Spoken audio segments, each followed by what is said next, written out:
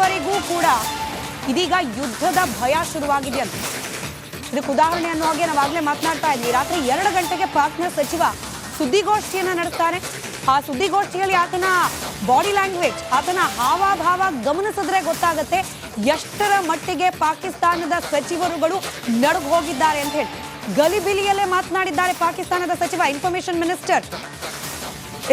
Minister ಅಲ್ಲಿ ಮಧ್ಯರಾತ್ರಿ ಬಂದು ಅತಾವುಲ್ಲಾ ತರಾರ್ ಆ ಗೋಷ್ಠಿನ ನಡೆಸೋದು ಭಾರತ ಯುದ್ಧ ಮಾಡುತ್ತೆ ಅಂತ ಹೇಳಿ ಪಾಕಿಸ್ತಾನದ ಸಚಿವ ಹೇಳಿದ್ದಾನೆ. 24ರಿಂದ 36 ಗಂಟೆ ಒಳಗೆ ಯುದ್ಧ ಮಾಡುತ್ತೆ ಅಂತ ಹೇಳಿ ಪಾಕ್ ಮಾಹಿತಿ ಸಚಿವ ಅತಾವುಲ್ಲಾ ತರಾರ್ ಯುದ್ಧದ ಬಗ್ಗೆ ಹೇಳಿಕೆಯನ್ನ ನೀಡಿದ್ದಾನೆ.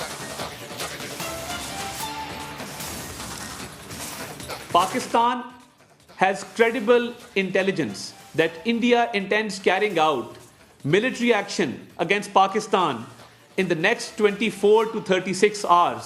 Pakistan has credible intelligence that India intends carrying out military action against Pakistan in the next 24 to 36 hours.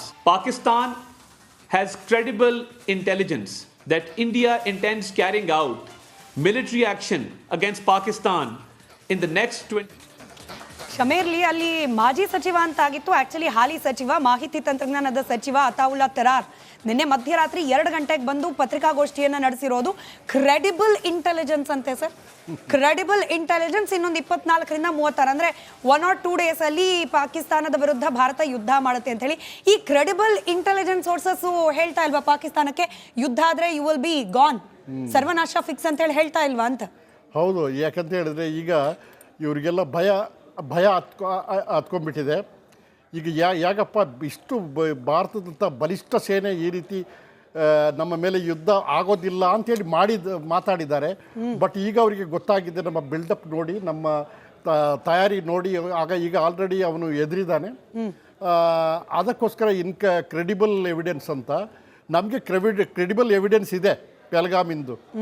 So ಆ ಕ್ರೆಡಿಬಲ್ ಎವಿಡೆನ್ಸ್ ಆಧಾರದ ಮೇಲೆ ನಿಮಗೆ ನಿಮ್ಮ ದೇಶವನ್ನು ನಾವು ಪುಡಿ ಮಾಡ್ತೀವಿ. ಸೈಫುಲ್ಲಾ ಖಾಲಿದ್ ಯಾರು ಗೊತ್ತಿದೆ, ಮೂಸಾ ಯಾರು ಗೊತ್ತಿದೆ, ಅವ್ರ ಪಾತ್ರ ಇವತ್ತಿನ ಪೆಹಲ್ಗಾಮ್ನ ನರಮೇಧದಲ್ಲಿ ಎಷ್ಟಿದೆ ಅನ್ನೋದು ಕೂಡ ಗೊತ್ತಿದೆ. ಬಟ್ ಪಾಕಿಸ್ತಾನದ ಪರಿಸ್ಥಿತಿಯನ್ನ ಗಮನಿಸ್ತಿದ್ರೆ ಸರ್, ನಾವು ನಮ್ಮಲ್ಲಿರುವ ಆಂತರಿಕ ಭಿನ್ನಾಭಿಪ್ರಾಯಗಳ ಬಗ್ಗೆ ಮಾತನಾಡ್ತಾ ಇದ್ವಿ, ಕೇವಲ ಸ್ಟೇಟ್ಮೆಂಟ್ ರೂಪದಲ್ಲಿದೆ. ಸಿದ್ದರಾಮಯ್ಯ ಅವ್ರು ಮಾತನಾಡಿದ್ದು, ಸಚಿವ ತಿಮ್ಮಾಪುರ್ ಅವ್ರು ಮಾತನಾಡಿದ್ದು, ಅಥವಾ ಕಾಶ್ಮೀರದ PCC ಪ್ರೆಸಿಡೆಂಟ್ ಮಾತಾಡಿದ್ದು, it's only oral statements. But ಪಾಕಿಸ್ತಾನದಲ್ಲೇನೆ ಎಷ್ಟರ ಮಟ್ಟಿಗೆ ಆಗಿದೆ ಅಂತಂದ್ರೆ ಅಲ್ಲಿನ ಪಾಕ್ನ ಸೇನಾಧಿಕಾರಿಯ ನಿರ್ಧಾರವನ್ನ ಖುದ್ದು ಅಲ್ಲಿನ ಸರ್ಕಾರ ಒಪ್ಪಲಿಕ್ಕೆ ತಯಾರಿಲ್ಲ ಅನ್ನೋ ರೀತಿ ಪರಿಸ್ಥಿತಿ, ಅಲ್ಲಿನ ಸಚಿವರುಗಳಲ್ಲೇನೆ ಭಿನ್ನಾಭಿಪ್ರಾಯ ಇದು ಇದೆ ಅಂತ ಹೇಳಿ. ಹೌದಮ್ಮ, ಯಾಕೆಂದರೆ ನಮ್ಮ ದೇಶ ಮಹಾ ಒಳ್ಳೆ ದೇಶ, ನಾವು ಪ್ರಜಾಪ್ರಭುತ್ವ ದೇಶ, ಎಲ್ಲ ಧರ್ಮ, ಎಲ್ಲ ಜಾತಿ, ಎಲ್ಲ ವಿಧದ ಸಂಸ್ಕೃತಿಯ ಉಳ್ಳವರು ನಾವು. ನಮ್ಮಲ್ಲಿ ದೇಶಭಕ್ತಿ ಜಾಸ್ತಿ ಇದೆ. ಒಂದು ವೇಳೆ ರಾಜಕೀಯವಾಗಿ ಯಾರಾದರೂ ಮಾತಾಡಿದರೂ ಸಹ ಬೈ ಚಾನ್ಸ್ ಅದು ತಮ್ಮ ಮೈಂಡನ್ನು ಕ್ಲಿಯರ್ ಮಾಡ್ಕೊಳ್ಳಿಕ್ಕೆ ಬಹುಶಃ ಮಾತಾಡ್ತಾರೆ ಅಷ್ಟೇ. ಅದು ಬಿಟ್ಟರೆ ಯಾವ ಧರ್ಮೀಯರಾಗಲಿ, ಯಾವ ಪಕ್ಷವಾಗಲಿ, ನಾವೆಲ್ಲ ಒಂದೇ ಅಂತೇಳಿ ಆಲ್ರೆಡಿ ತೀರ್ಮಾನ ಆಗಿದೆ. ಇನ್ನು ಮೇಲೆ ಯಾರು ಅಂತಹ ಭಾರತದ ಒಂದು ನಿರ್ಧಾರದ ಎಗ್ನೆಸ್ಟ್ ಯಾರು ಮಾತಾಡಲಿಕ್ಕೆ ಹೋಗೋದಿಲ್ಲ. ಆದರೆ ಅವರು ಮಾತಾಡ್ತಾರೆ. ಯಾಕೆಂತ ಹೇಳಿದ್ರೆ ಎಲ್ಲರ ಕಾನ್ಫಿಡೆನ್ಸ್ ತಗೊಂಡವನು ಈ ಪೆಹಲ್ಗಾಮ್ ಅಟ್ಯಾಕ್ ಮಾಡಿಸಿಲ್ಲ. ಅದು ಸ್ವಾತಂತ್ರ್ಯ ಹೋರಾಟಗಾರರು ಕಾಶ್ಮೀರ್ ಬ್ರದರ್ನ ಅಂತೇಳಿ ಮಾತಾಡಿದ ಮೇಲೆ ಇದು ಹಮಾಸ್ ಟೈಪು ಹಮಾಸ್ಗಳನ್ನ ಕರೆದು ಟ್ರೈನಿಂಗ್ ಕೊಡಿಸಿ ಪ್ಯಾರಾ ಕಮಾಂಡೋಸ್ಗಳನ್ನ ಇಳಿಸಿದ್ದಾನೆ ಅವನು.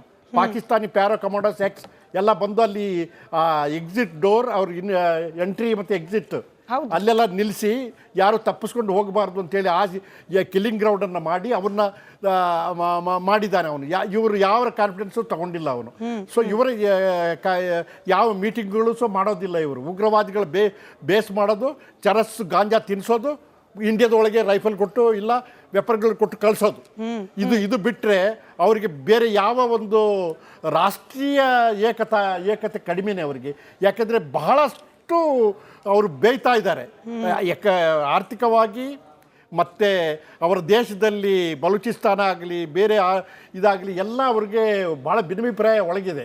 ಇನ್ನೊಂದು ಹೇಳಬೇಕಂತಿದ್ದೀನಿ ಸ್ಮಿತಾ, ಇದು ಬಲೂಚಿಸ್ತಾನ ಮತ್ತು ಅವರು ಶಿಯಾಸ್ಗಳು ಜಾಸ್ತಿ ಇದ್ದಾರೆ. ಈ ಕಡೆ ಪಂಜಾಬೀಸ್ಗಳು, ವೆಸ್ಟ್ ಪಂಜಾಬ್ ಏನಿದೆ ಪಾಕಿಸ್ತಾನದ ಪಂಜಾಬು, ಅಲ್ಲಿ ಸುನ್ನೀಸ್ಗಳಿದ್ದಾರೆ. ಇವರಿಗೂ ಅವರಿಗೂ ಬಹಳ ಡಿಫರೆನ್ಸ್ ಇದೆ.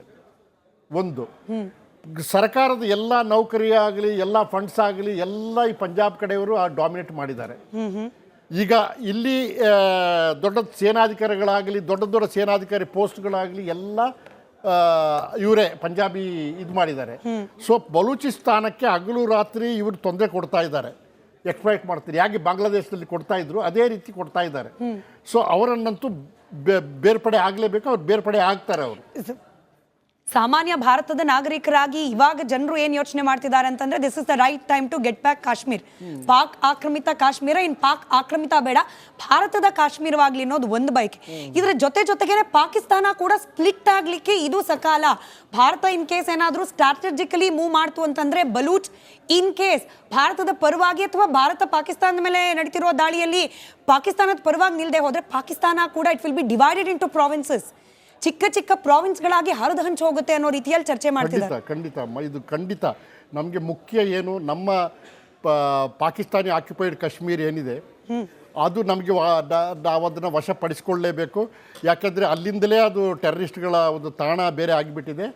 ಅದು 1947 ಅದು ನಮ್ಮದು. ಅದು ಅವರು ಬಂದು ಬೈ ಫೋರ್ಸಿಬಲಿ ಬಂದು ಅದನ್ನು ಆಕ್ಯುಪೈ ಮಾಡಿರೋದು. ಇನ್ನು ಕೆಲವು ಸೇನೆ ಈವನ್ ಶ್ರೀನಗರ್ ಏರ್ಫೀಲ್ಡ್ ತನಕ ಬಂದಿಟ್ಟಿತ್ತು. ಆವಾಗ ಮೇಜರ್ ಸೋಮನಾಥನ್ ಅವರು ನಮ್ಮ ಮಿಲಿಟ್ರಿ ಭಾರತೀಯ ಸೇನೆ ಬಂದು ಅವ್ರನ್ನ ತಡೆಗಟ್ಟಿ ಅವ್ರನ್ನ ಓಡಿಸಿದ್ದು. ಅಲ್ಲಿ ಎಲ್ಲಿ ಓಡಿಸಿದ್ದು ಅದು LOC ಆಗಿತ್ತು. ಸೊ POK ನಾವು ಕ್ಯಾಪ್ಚರ್ ಮಾಡೋದು ಭಾಳ ಮುಖ್ಯ. ಅದು ಇಂತಹ ಈ ಸಂದರ್ಭವನ್ನು ಬಿಡಲೇಬಾರ್ದು. ಈ ಸಂದರ್ಭ ಬಿಟ್ಟು ಅವರು ಎಲ್ಲ ಸಪ್ಲೈ ಲೈನ್ಗಳನ್ನು ಕಟ್ ಮಾಡಬೇಕು. ಏರ್ ಪ್ರೊಟೆಕ್ಷನ್ಗೆ ನಾವು ಇದು ಮಾಡಿ ಕ್ಯಾಪ್ಚರ್ ಮಾಡಿ ನಮ್ಮ ಒಂದು ಎಲ್ಲ ಎಸ್ಟಾಬ್ಲಿಷ್ ಮಾಡಬೇಕು. ಇವರಿಗೂ ಕೂಡ ಇದೀಗ ಯುದ್ಧದ ಭಯ ಶುರುವಾಗಿದೆ ಅಂತ ಇದಕ್ಕೆ ಉದಾಹರಣೆ ಅನ್ನೋ ಹಾಗೆ ನಾವಾಗಲೇ ಮಾತನಾಡ್ತಾ ಇದ್ವಿ. ರಾತ್ರಿ 2 ಗಂಟೆಗೆ ಪಾಕ್ನ ಸಚಿವ ಸುದ್ದಿಗೋಷ್ಠಿಯನ್ನು ನಡೆಸ್ತಾರೆ. ಆ ಸುದ್ದಿಗೋಷ್ಠಿಯಲ್ಲಿ ಆತನ ಬಾಡಿ ಲ್ಯಾಂಗ್ವೇಜ್, ಆತನ ಹಾವಭಾವ ಗಮನಿಸಿದ್ರೆ ಗೊತ್ತಾಗುತ್ತೆ ಎಷ್ಟರ ಮಟ್ಟಿಗೆ ಪಾಕಿಸ್ತಾನದ ಸಚಿವರುಗಳು ನಡುಗ್ ಹೋಗಿದ್ದಾರೆ ಅಂತ ಹೇಳಿ. ಗಲಿಬಿಲಿಯಲ್ಲೇ ಮಾತನಾಡಿದ್ದಾರೆ ಪಾಕಿಸ್ತಾನದ ಸಚಿವ. ಇನ್ಫಾರ್ಮೇಶನ್ ಮಿನಿಸ್ಟರ್ ಅಲ್ಲಿ ಮಧ್ಯರಾತ್ರಿ ಬಂದು ಅತಾವುಲ್ಲಾ ತರಾರ್ ಆ ಗೋಷ್ಠಿನ ನಡೆಸೋದು ಭಾರತ ಯುದ್ಧ ಮಾಡುತ್ತೆ ಅಂತ ಹೇಳಿ ಪಾಕಿಸ್ತಾನದ ಸಚಿವ ಹೇಳಿದ್ದಾನೆ. 24ರಿಂದ 36 ಗಂಟೆ ಒಳಗೆ ಯುದ್ಧ ಮಾಡುತ್ತೆ ಅಂತ ಹೇಳಿ ಪಾಕ್ ಮಾಹಿತಿ ಸಚಿವ ಅತಾವುಲ್ಲಾ ತರಾರ್ ಯುದ್ಧದ ಬಗ್ಗೆ ಹೇಳಿಕೆಯನ್ನ ನೀಡಿದ್ದಾನೆ. Pakistan has credible intelligence that India intends carrying out military action against Pakistan in the next 24 to 36 hours. Pakistan has credible intelligence that India intends carrying out military action against Pakistan in the next 24 to 36 hours. Pakistan has credible intelligence that India intends carrying out military action against Pakistan in the next 20 ಶಮೇರ್ಲಿ ಅಲ್ಲಿ ಮಾಜಿ ಸಚಿವ ಅಂತಾಗಿತ್ತು, actually ಹಾಲಿ ಸಚಿವ ಮಾಹಿತಿ ತಂತ್ರಜ್ಞಾನದ ಸಚಿವ ಅತಾವುಲ್ಲಾ ತರಾರ್ ನಿನ್ನೆ ಮಧ್ಯರಾತ್ರಿ 2 ಗಂಟೆಗೆ ಬಂದು ಪತ್ರಿಕಾಗೋಷ್ಠಿಯನ್ನು ನಡೆಸಿರೋದು. ಕ್ರೆಡಿಬಲ್ ಇಂಟೆಲಿಜೆನ್ಸ್ ಅಂತೆ ಸರ್, ಕ್ರೆಡಿಬಲ್ ಇಂಟೆಲಿಜೆನ್ಸ್. ಇನ್ನೊಂದು 24ರಿಂದ 36 ಅಂದರೆ 1 or 2 days ಅಲ್ಲಿ ಪಾಕಿಸ್ತಾನದ ವಿರುದ್ಧ ಭಾರತ ಯುದ್ಧ ಮಾಡುತ್ತೆ ಅಂತ ಹೇಳಿ ಈ ಕ್ರೆಡಿಬಲ್ ಇಂಟೆಲಿಜೆನ್ಸ್ ಸೋರ್ಸಸ್ ಹೇಳ್ತಾ ಇಲ್ವಾ ಪಾಕಿಸ್ತಾನಕ್ಕೆ ಯುದ್ಧ ಆದ್ರೆ ಯು ವಿಲ್ ಬಿ ಗಾನ್, ಸರ್ವನಾಶ ಫಿಕ್ಸ್ ಅಂತ ಹೇಳಿ ಹೇಳ್ತಾ ಇಲ್ವಾ ಅಂತ? ಹೌದು, ಯಾಕಂತ ಹೇಳಿದ್ರೆ ಈಗ ಇವರಿಗೆಲ್ಲ ಭಯ ಹತ್ಕೊಂಡ್ಬಿಟ್ಟಿದೆ. ಈಗ ಯಾಕಪ್ಪ ಇಷ್ಟು ಭಾರತದಂಥ ಬಲಿಷ್ಠ ಸೇನೆ ಈ ರೀತಿ ನಮ್ಮ ಮೇಲೆ ಯುದ್ಧ ಆಗೋದಿಲ್ಲ ಅಂಥೇಳಿ ಮಾತಾಡಿದ್ದಾರೆ. ಬಟ್ ಈಗ ಅವರಿಗೆ ಗೊತ್ತಾಗಿದೆ, ನಮ್ಮ ಬಿಲ್ಡಪ್ ನೋಡಿ, ನಮ್ಮ ತಯಾರಿ ನೋಡಿ, ಈಗ ಆಲ್ರೆಡಿ ಅವನು ಎದುರಿದ್ದಾನೆ. ಅದಕ್ಕೋಸ್ಕರ ಕ್ರೆಡಿಬಲ್ ಎವಿಡೆನ್ಸ್ ಅಂತ ನಮಗೆ ಕ್ರೆಡಿಬಲ್ ಎವಿಡೆನ್ಸ್ ಇದೆ ಪೆಹಲ್ಗಾಮಿಂದು. ಸೊ ಆ ಕ್ರೆಡಿಬಲ್ ಎವಿಡೆನ್ಸ್ ಆಧಾರದ ಮೇಲೆ ನಿಮಗೆ ನಿಮ್ಮ ದೇಶವನ್ನು ನಾವು ಪುಡಿ ಮಾಡ್ತೀವಿ. ಸೈಫುಲ್ಲಾ ಖಾಲಿದ್ ಯಾರು ಗೊತ್ತಿದೆ, ಮೂಸಾ ಯಾರು ಗೊತ್ತಿದೆ, ಅವ್ರ ಪಾತ್ರ ಇವತ್ತಿನ ಪೆಹಲ್ಗಾಮ್ನ ನರಮೇಧದಲ್ಲಿ ಎಷ್ಟಿದೆ ಅನ್ನೋದು ಕೂಡ ಗೊತ್ತಿದೆ. ಬಟ್ ಪಾಕಿಸ್ತಾನದ ಪರಿಸ್ಥಿತಿಯನ್ನ ಗಮನಿಸ್ತಿದ್ರೆ ಸರ್, ನಾವು ನಮ್ಮಲ್ಲಿರುವ ಆಂತರಿಕ ಭಿನ್ನಾಭಿಪ್ರಾಯಗಳ ಬಗ್ಗೆ ಮಾತನಾಡ್ತಾ ಇದ್ವಿ, ಕೇವಲ ಸ್ಟೇಟ್ಮೆಂಟ್ ರೂಪದಲ್ಲಿದೆ. ಸಿದ್ದರಾಮಯ್ಯ ಅವ್ರು ಮಾತನಾಡಿದ್ದೋ, ಸಚಿವ ತಿಮ್ಮಾಪುರ್ ಅವ್ರು ಮಾತನಾಡಿದ್ದೋ, ಅಥವಾ ಕಾಶ್ಮೀರದ PCC ಪ್ರೆಸಿಡೆಂಟ್ ಮಾತಾಡಿದ್ದೋ, it's only oral statements. But ಪಾಕಿಸ್ತಾನದಲ್ಲೇನೆ ಎಷ್ಟರ ಮಟ್ಟಿಗಾಗಿದೆ ಅಂತಂದ್ರೆ ಅಲ್ಲಿನ ಪಾಕ್ನ ಸೇನಾಧಿಕಾರಿಯ ನಿರ್ಧಾರವನ್ನ ಖುದ್ದು ಅಲ್ಲಿನ ಸರ್ಕಾರ ಒಪ್ಪಲಿಕ್ಕೆ ತಯಾರಿಲ್ಲ ಅನ್ನೋ ರೀತಿ ಪರಿಸ್ಥಿತಿ, ಅಲ್ಲಿನ ಸಚಿವರುಗಳಲ್ಲೇನೆ ಭಿನ್ನಾಭಿಪ್ರಾಯ ಇದು ಇದೆ ಅಂತ ಹೇಳಿ. ಹೌದಮ್ಮ, ಯಾಕೆಂದರೆ ನಮ್ಮ ದೇಶ ಮಹಾ ಒಳ್ಳೆ ದೇಶ, ನಾವು ಪ್ರಜಾಪ್ರಭುತ್ವ ದೇಶ, ಎಲ್ಲ ಧರ್ಮ, ಎಲ್ಲ ಜಾತಿ, ಎಲ್ಲ ವಿಧದ ಸಂಸ್ಕೃತಿಯ ಉಳ್ಳವರು ನಾವು. ನಮ್ಮಲ್ಲಿ ದೇಶಭಕ್ತಿ ಜಾಸ್ತಿ ಇದೆ. ಒಂದು ವೇಳೆ ರಾಜಕೀಯವಾಗಿ ಯಾರಾದರೂ ಮಾತಾಡಿದರೂ ಸಹ ಬೈ ಚಾನ್ಸ್ ಅದು ತಮ್ಮ ಮೈಂಡನ್ನು ಕ್ಲಿಯರ್ ಮಾಡ್ಕೊಳ್ಳಿಕ್ಕೆ ಬಹುಶಃ ಮಾತಾಡ್ತಾರೆ ಅಷ್ಟೇ. ಅದು ಬಿಟ್ಟರೆ ಯಾವ ಧರ್ಮೀಯರಾಗಲಿ ಯಾವ ಪಕ್ಷವಾಗಲಿ ನಾವೆಲ್ಲ ಒಂದೇ ಅಂತೇಳಿ ಆಲ್ರೆಡಿ ತೀರ್ಮಾನ ಆಗಿದೆ. ಇನ್ನು ಮೇಲೆ ಯಾರು ಅಂತಹ ಭಾರತದ ಒಂದು ನಿರ್ಧಾರದ ಎಗ್ನೆಸ್ಟ್ ಯಾರು ಮಾತಾಡಲಿಕ್ಕೆ ಹೋಗೋದಿಲ್ಲ. ಆದರೆ ಅವರು ಮಾತಾಡ್ತಾರೆ. ಯಾಕೆಂತ ಹೇಳಿದ್ರೆ ಎಲ್ಲರ ಕಾನ್ಫಿಡೆನ್ಸ್ ತಗೊಂಡವನು ಈ ಪಹಲ್ಗಾಮ್ ಅಟ್ಯಾಕ್ ಮಾಡಿಸಿಲ್ಲ. ಅದು ಸ್ವಾತಂತ್ರ್ಯ ಹೋರಾಟಗಾರರು ಕಾಶ್ಮೀರ್ ಬ್ರದರ್ನ ಅಂತೇಳಿ ಮಾತಾಡಿದ ಮೇಲೆ ಇದು ಹಮಾಸ್ ಟೈಪು ಹಮಾಸ್ಗಳನ್ನ ಕರೆದು ಟ್ರೈನಿಂಗ್ ಕೊಡಿಸಿ ಪ್ಯಾರಾ ಕಮಾಂಡೋಸ್ಗಳನ್ನ ಇಳಿಸಿದ್ದಾನೆ ಅವನು. ಪಾಕಿಸ್ತಾನಿ ಪ್ಯಾರಾ ಕಮಾಂಡೋಸ್ ಎಕ್ಸ್ ಎಲ್ಲ ಬಂದು ಅಲ್ಲಿ ಎಕ್ಸಿಟ್ ಡೋರ್ ಅವ್ರ ಎಂಟ್ರಿ ಮತ್ತು ಎಕ್ಸಿಟ್ ಅಲ್ಲೆಲ್ಲ ನಿಲ್ಲಿಸಿ ಯಾರು ತಪ್ಪಿಸ್ಕೊಂಡು ಹೋಗಬಾರ್ದು ಅಂತೇಳಿ ಕಿಲ್ಲಿಂಗ್ ಗ್ರೌಂಡನ್ನು ಮಾಡಿ ಅವ್ರನ್ನ ಮಾಡಿದ್ದಾನೆ ಅವನು. ಇವರು ಯಾವ ಕಾನ್ಫಿಡೆನ್ಸು ತಗೊಂಡಿಲ್ಲ ಅವನು. ಸೊ ಇವರ ಯಾವ ಮೀಟಿಂಗ್ಗಳು ಮಾಡೋದಿಲ್ಲ. ಇವರು ಉಗ್ರವಾದಿಗಳು ಬೇಸ್ ಮಾಡೋದು, ಚರಸ್ ಗಾಂಜಾ ತಿನ್ನಿಸೋದು, ಇಂಡಿಯಾದೊಳಗೆ ರೈಫಲ್ ಕೊಟ್ಟು ಇಲ್ಲ ವೆಪನ್ಗಳು ಕೊಟ್ಟು ಕಳಿಸೋದು. ಇದು ಬಿಟ್ಟರೆ ಅವರಿಗೆ ಬೇರೆ ಯಾವ ಒಂದು ರಾಷ್ಟ್ರೀಯ ಏಕತೆ ಕಡಿಮೆನೇ ಅವರಿಗೆ. ಯಾಕೆಂದರೆ ಬಹಳಷ್ಟು ಅವರು ಬೇಯ್ತಾ ಇದ್ದಾರೆ ಆರ್ಥಿಕವಾಗಿ. ಮತ್ತು ಅವರ ದೇಶದಲ್ಲಿ ಬಲೂಚಿಸ್ತಾನ ಆಗಲಿ ಬೇರೆ ಇದಾಗಲಿ ಎಲ್ಲ ಅವ್ರಿಗೆ ಭಾಳ ಭಿನ್ನಾಭಿಪ್ರಾಯ ಒಳಗಿದೆ. ಇನ್ನೊಂದು ಹೇಳಬೇಕಂತಿದ್ದೀನಿ ಸ್ಮಿತಾ, ಇದು ಬಲೂಚಿಸ್ತಾನ ಮತ್ತು ಅವರು ಶಿಯಾಸ್ಗಳು ಜಾಸ್ತಿ ಇದ್ದಾರೆ. ಈ ಕಡೆ ಪಂಜಾಬೀಸ್ಗಳು ವೆಸ್ಟ್ ಪಂಜಾಬ್ ಏನಿದೆ ಪಾಕಿಸ್ತಾನದ ಪಂಜಾಬು, ಅಲ್ಲಿ ಸುನ್ನೀಸ್ಗಳಿದ್ದಾರೆ. ಇವರಿಗೂ ಅವರಿಗೂ ಬಹಳ ಡಿಫ್ರೆನ್ಸ್ ಇದೆ. ಒಂದು ಸರ್ಕಾರದ ಎಲ್ಲ ನೌಕರಿ ಆಗಲಿ ಎಲ್ಲ ಫಂಡ್ಸ್ ಆಗಲಿ ಎಲ್ಲ ಈ ಪಂಜಾಬ್ ಕಡೆಯವರು ಡಾಮಿನೇಟ್ ಮಾಡಿದ್ದಾರೆ. ಈಗ ಇಲ್ಲಿ ದೊಡ್ಡ ಸೇನಾಧಿಕಾರಿಗಳಾಗಲಿ ದೊಡ್ಡ ಸೇನಾಧಿಕಾರಿ ಪೋಸ್ಟ್ಗಳಾಗಲಿ ಎಲ್ಲ ಇವರೇ ಪಂಜಾಬಿ ಇದು ಮಾಡಿದ್ದಾರೆ. ಸೊ ಬಲೂಚಿಸ್ತಾನಕ್ಕೆ ಹಗಲು ರಾತ್ರಿ ಇವರು ತೊಂದರೆ ಕೊಡ್ತಾ ಇದ್ದಾರೆ, ಎಕ್ಸ್ಪ್ಲೈಟ್ ಮಾಡ್ತಾರೆ. ಯಾಕೆ ಬಾಂಗ್ಲಾದೇಶದಲ್ಲಿ ಕೊಡ್ತಾ ಇದ್ರು ಅದೇ ರೀತಿ ಕೊಡ್ತಾ ಇದ್ದಾರೆ. ಸೊ ಅವರನ್ನಂತೂ ಬೇರ್ಪಡೆ ಆಗಲೇಬೇಕು, ಅವ್ರು ಬೇರ್ಪಡೆ ಆಗ್ತಾರೆ. ಅವರು ಸಾಮಾನ್ಯ ಭಾರತದ ನಾಗರಿಕರಾಗಿ ಇವಾಗ ಜನರು ಏನ್ ಯೋಚನೆ ಮಾಡ್ತಿದ್ದಾರೆ ಅಂತಂದ್ರೆ this is the right time to get back Kashmir. Pak ಆಕ್ರಮಿತ ಕಾಶ್ಮೀರ ಪಾಕ್ ಆಕ್ರಮಿತ ಬೇಡ, ಭಾರತದ ಕಾಶ್ಮೀರವಾಗ್ಲಿ ಅನ್ನೋದು ಒಂದು ಬೈಕ್. ಇದ್ರ ಜೊತೆಗೇನೆ ಪಾಕಿಸ್ತಾನ ಕೂಡ ಸ್ಪ್ಲಿಟ್ ಆಗ್ಲಿಕ್ಕೆ ಇದು ಸಕಾಲ.